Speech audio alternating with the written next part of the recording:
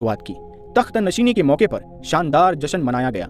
मैसूर के लोगों ने खुशी मनाई और घर घर चिराग जलाए गए। दोस्तों, अभी तक आपने जाना कि हैदर अली और टीपू सुल्तान ने कैसे मिलकर सारे इलाकों पे कब्जा किया, अंग्रेजों के दांत खट्टे कर दिए और मराठों को शिकस्त पर शिकस्त दे दी। अस्सलाम वालेकुम वरहमतुल्लाहि बरकातहू। उम्मीद है आप लोग सब खैरियत से होंगे। मैं भी अल्हम्दुलिल्लाह, अल्लाह का लाख लाख शुक्र है, एहसान खैरियत से हूँ।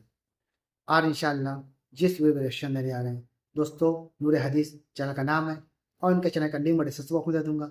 आप लोग उनके चैनल सब्सक्राइब करिएगा और मेरी वीडियो को एंड तक देखिएगा। दोस्तों, टीपू सुल्तान की सीरीज़ हम चला रहे हैं दोस्तों, ये उस सीरीज़ का तीसरा पार्ट है, यानी कि थर्ड पार्ट है।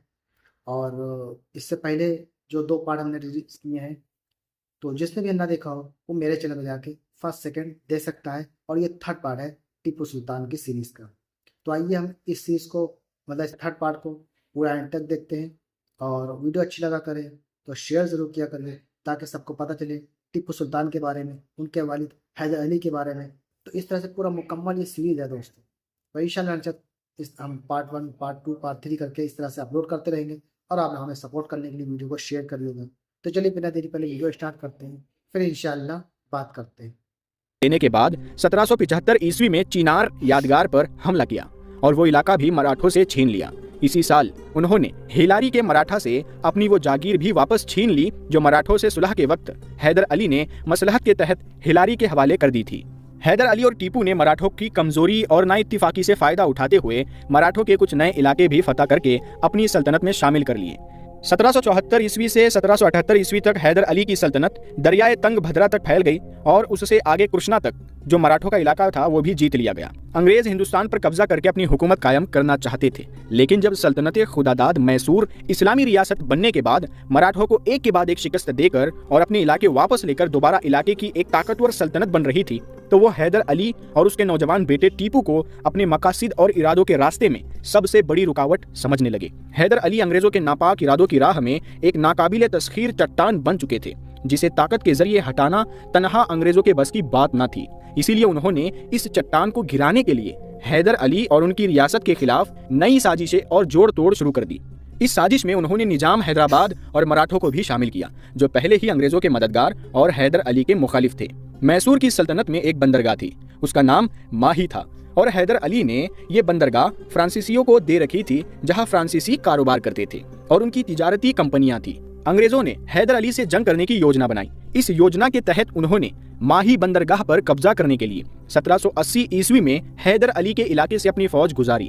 अंग्रेजों की योजना थी कि हैदर अली को मुख्तलिफ जंगों में उलझाकर उसकी फौजी ताकत को कमजोर किया जाए और फिर मैसूर पर हमला करके उस पर कब्जा कर लिया जाए। इसीलिए उन्होंने हैदर अली के इलाके से फौज गुजारने की इजाजत हासिल न की, ताकि वो भड़क जाए। उनकी ये चाल कामयाब रही और उनकी इस हिम्मत पर हैदर अली गजबनाक हो गए। हैदर अली समझते थे कि अगर उन्होंने अंग्रेजों की इस हिम्मत को नजरअंदाज कर दिया और उन्हें सजा न दी तो उनके हौसले बढ़ जाएंगे। अगर उन्होंने अंग्रेजों के खिलाफ कार्रवाई न की तो ये इस्लाम और इस्लामी सल्तनत मैसूर से गद्दारी होगी। चुनांचे उन्होंने अपनी फौज के साथ इस तेजी से हमला किया कि अंग्रेज सोच भी ना सकते थे, वो बौखला गए। उनके लिए इस तूफान को रोकना बहुत मुश्किल था, जो हैदर अली की शक्ल में उनकी तरफ बढ़ा चला आ रहा था।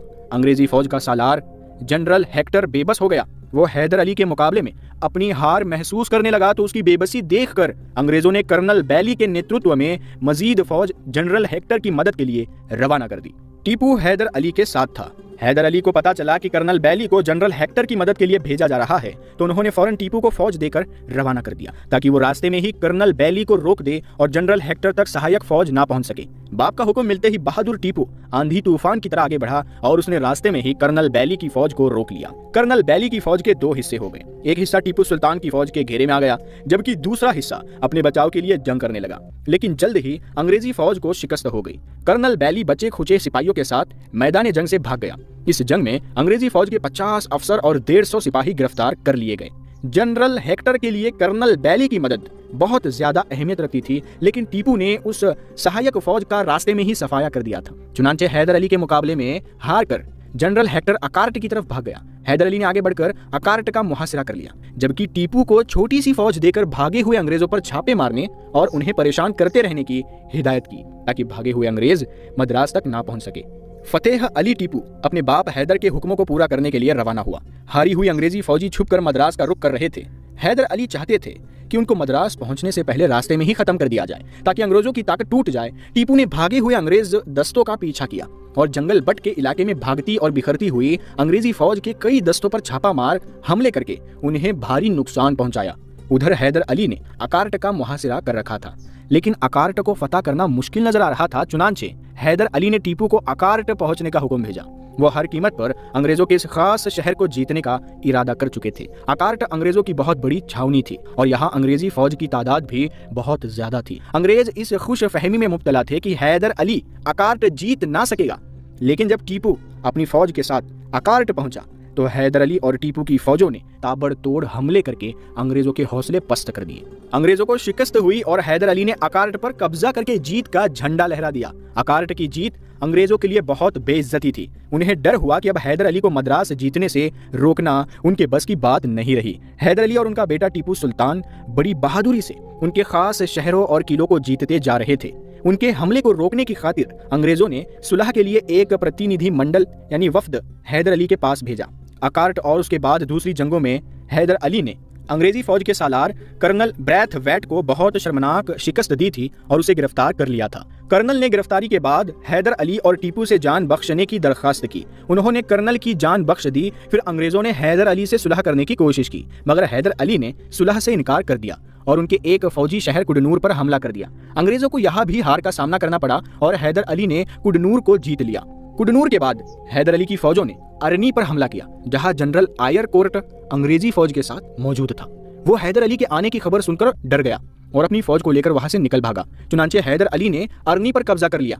अरनी से भागकर अंग्रेज फौज मद्रास पहुंची और दूसरी अंग्रेज फौज के साथ मिलकर मद्रास की सुरक्षा को मजबूत बनाने लगी। फिर अंग्रेजों ने योजना बनाई कि हैदर अली को दूसरे इलाके में उलझा दिया जाए ताकि वो मद्रास का रुख ना कर सके।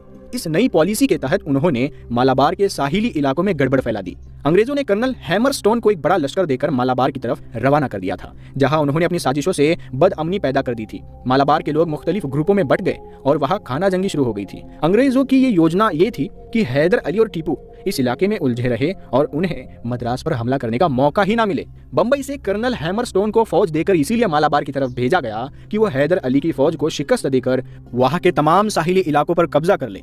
यह इलाका फौजी और तिजारती लिहाज से अंग्रेजों और हैदर अली के लिए बहुत अहम था। उन दिनों हैदर अली बीमार थे, उनकी पीठ पर सरतान का फोड़ा निकल आया था। उन्हें जब मालाबार के हालात की खबर मिली तो उन्होंने फतेह अली टीपू को फौज के साथ मालाबार भेजा कि वो हालात पर काबू पाकर खाना जंगी का खात्मा कर दे। टीपू के साथ हैदर अली की फौज का एक मशहूर जंग में माहिर और फ्रांसीसी जर्नेल भी रवाना किया गया था। टीपू मालाबार पहुंचे और उन्होंने अपनी हिम्मत, बहादुरी और समझदारी से जल्द ही हालात पर काबू पा लिया। इस तरह अंग्रेजों की यह चाल भी असफल हो गई।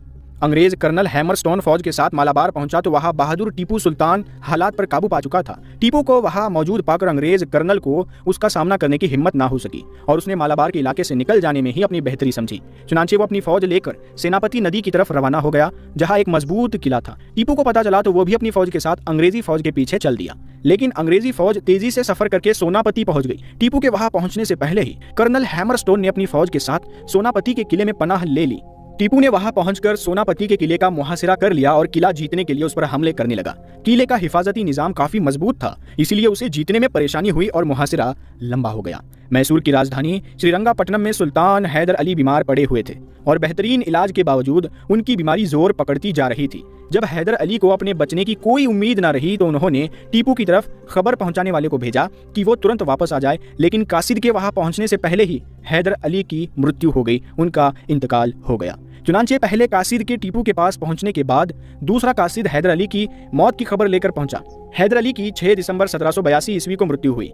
बाप की मौत की खबर सुनकर टीपू को सोनापति फतह किए बगैर ही वहां से वापस आना पड़ा था। सुल्तान हैदर अली के 2 बेटे थे, बड़ा शहजादा टीपू और छोटा शहजादा करीम। जब हैदर अली की मौत हुई तो टीपू मौजूद नहीं थे।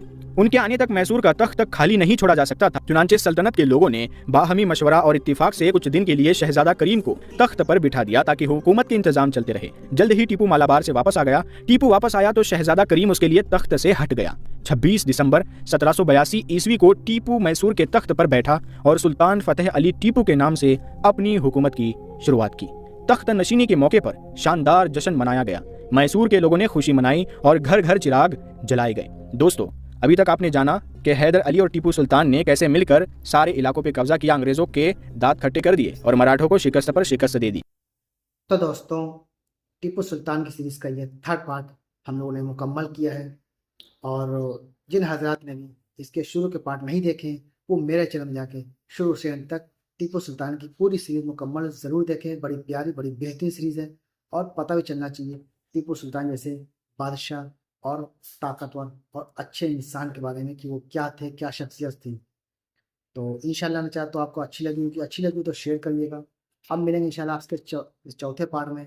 तब तक के लिए अस्सलाम वालेकुम व रहमतुल्लाहि व बरकातहू।